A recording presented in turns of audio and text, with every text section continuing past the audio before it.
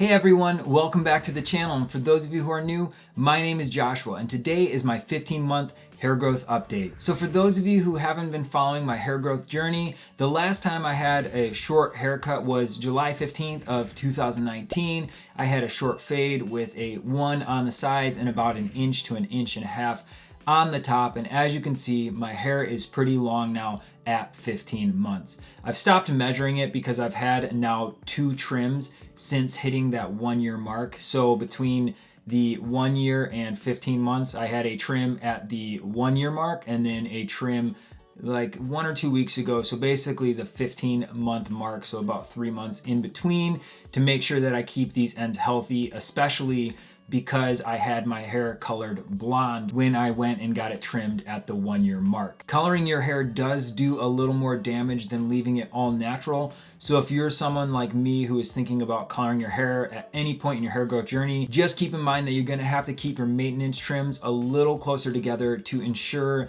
that the ends stay healthy and they don't get fried and damaged. And for those of you who are wondering, yes, I did go back to a darker color.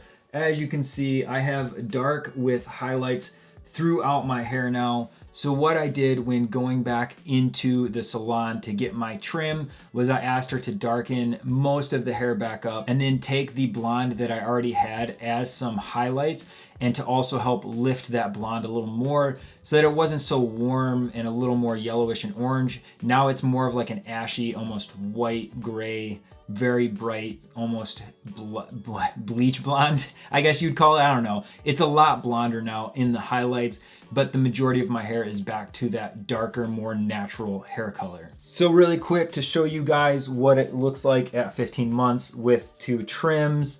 As you can see, the front goes down just, let's see, there. So probably what, like an inch? I'd say probably an inch below my chin. And then as you can see with the sides, definitely go well beyond my jawline. Back here near the neckline, you can see it obviously goes and now touches my shoulders, which is pretty awesome. I will say for anyone that's struggling with growing your hair out, the 2nd year of hair growth is so much simpler. Like once you hit that 1-year mark and your hair is pretty long, it is a cakewalk compared to the 1st year of hair growth. So these last 3 months since hitting that 1-year mark have absolutely flown by, and my experience has also been so much better in these 3 months compared to the first 3 months of growing out my hair in that 1st year of hair growth where my hair was short and it started to just look like I needed a haircut. And you get a lot of those comments of like, oh, your hair's getting pretty long, looks like you need a haircut. I liked you better with short hair. Are you growing your hair out? You kind of look weird. Like you just get all these weird comments that happen in that first, like I would say 6 to 8 months even of growing out your hair. Most people don't realize that there's an intention to your long hair. So you get like a lot of weird comments. Now at the 15-month mark, having hit that year and having long hair that actually looks intentionally long, you get a lot more positive and reinforcing comments about your hair. So for example, I just recently attended a wedding and I had so many good compliments about how my hair looked so awesome. People loved the flow. They thought it was super stylish with the outfit I wore, getting dressed up. I didn't actually tie my hair up for it. I left it down and had like a nice wave to it. I added some texturizing spray and some styling cream to help give my hair some more volume and curl and wave to it. But man, was it so nice to have good comments instead of negative comments. And all I have to say is for those of you who are really struggling in that 1st year of hair growth, it really does get better and it gets easier, and the compliments also get nicer as well. So what have I been doing to style my hair at the 15-month mark? Well, like I said at that wedding, I actually added more product than I have in my hair for a really long time. I added a dry texture spray in my hair and a styling cream. And one thing I've actually been doing to help style my hair, and I don't know if I've mentioned this in previous videos, but what I'll do is I'll add product into my hair or I'll tie my hair up first And then I'll add product to the hair, like the texture spray or the styling cream. Like I'll add a little bit more into it, and I'll leave it tied up for a while to help give it some more volume and curl and wave. Because obviously when you have your hair like tied up like this, like twisted, when you put it in a bun, it can help add some more volume and wave to your hair when you let it down, as the hair won't be so straight. It'll have a little more wave and curl to it, which can give it a really cool kind of lived-in beachy look, especially if you've just shampooed or conditioned and you want to stray away from that like frizzy, poofy look that you might get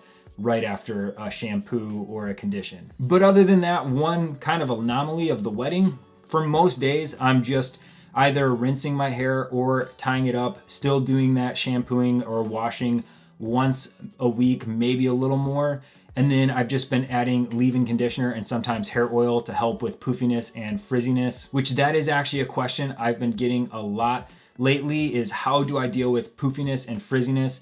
So for most of you, if this is your first time having your hair actually long like me, like I've always had it kind of long, like always in the awkward stage and then cut it because I got tired of the awkward stage. This is the first time I've had it this long. And I did a whole video on how to deal with frizzy hair. It'll be up here, but just a quick rundown for that frizziness and poofiness and how to manage it.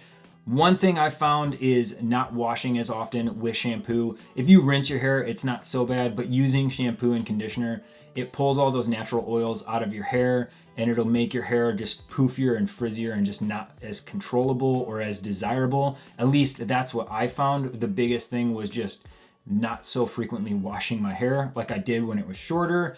And then another thing that is a huge benefit is that leave-in conditioner and hair oil. So putting that in your hair when it's damp or dry, whichever way you want to do it, can really help kind of tame your hair a little bit. It's not going to get rid of flyaways and like, I guess, frizziness, if you want to call it that. It's not going to get rid of it 100%, but it is going to help manage it a lot more than if you were to just leave it alone and let it air dry, especially after a wash day. And another question I've been getting a lot about hair growth, or just things I've noticed when people talk about goals that they have set for themselves when growing out their hair, is getting your hair into a man bun. And at 15 months, I can with confidence say that I can get my hair finally into a man bun. So I'll show you guys what I mean really quick. Hair tie I have is the long hairs.